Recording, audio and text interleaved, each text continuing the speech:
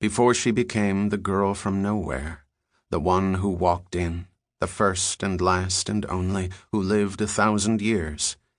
She was just a little girl in Iowa named Amy Harper Belafonte. The day Amy was born, her mother, Jeanette, was 19 years old. Jeanette named her baby Amy for her own mother, who died when Jeanette was little, and gave her the middle name Harper for Harper Lee, the lady who'd written To Kill a Mockingbird, Jeanette's favorite book. Truth be told, the only book she'd made it all the way through in high school. She might have named her Scout after the little girl in the story because she wanted her little girl to grow up like that, tough and funny and wise, in a way that she, Jeanette, had never managed to be. But Scout was a name for a boy, and she didn't want her daughter to have to go around her whole life explaining something like that. Amy's father was a man who came in one day to the restaurant where Jeanette had waited tables since she turned 16, a diner everyone called the Box because it looked like one, like a big chrome shoebox sitting off the county road, backed by fields of corn and beans, nothing else around for miles except a self-serve car wash, the kind where you had to put coins into the machine and do all the work yourself.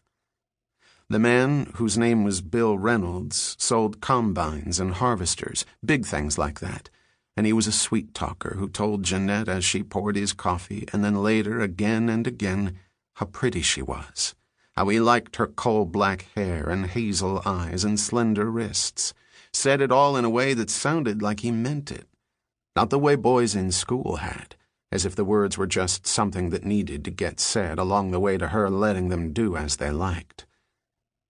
He had a big car, a new Pontiac, with a dashboard that glowed like a spaceship and leather seats creamy as butter. She could have loved that man, she thought, really and truly loved him. But he stayed in town only a few days, and then went on his way. When she told her father what had happened, he said he wanted to go looking for him, make him live up to his responsibilities. But what Jeanette knew, and didn't say, was that Bill Reynolds was married. A married man. He had a family in Lincoln, all the way clean over in Nebraska.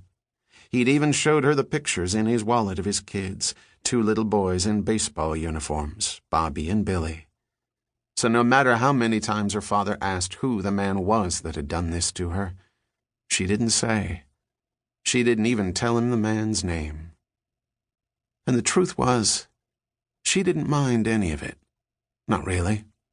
Not the being pregnant, which was easy right until the end, nor the delivery itself, which was bad but fast, nor especially having a baby.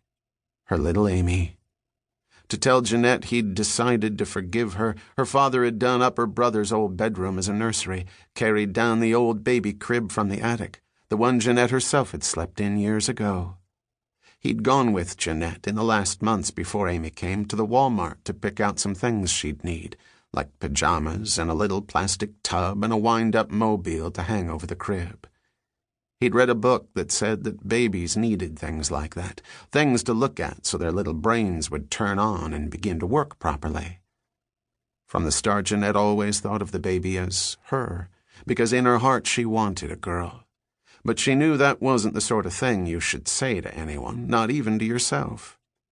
She'd had a scan at the hospital over in Cedar Falls and asked the woman, a lady in a flowered smock who was running the little plastic paddle over Jeanette's stomach, if she could tell which it was.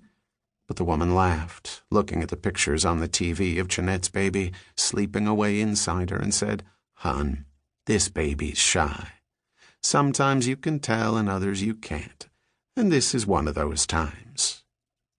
So Jeanette didn't know, which she decided was fine with her, and after she and her father had emptied out her brother's room and taken down his old pennants and posters, Jose Canseco, a music group called Killer Picnic, the Bud Girls, and seen how faded and banged up the walls were, they painted it a color the label on the can called Dreamtime, which somehow was both pink and blue at once.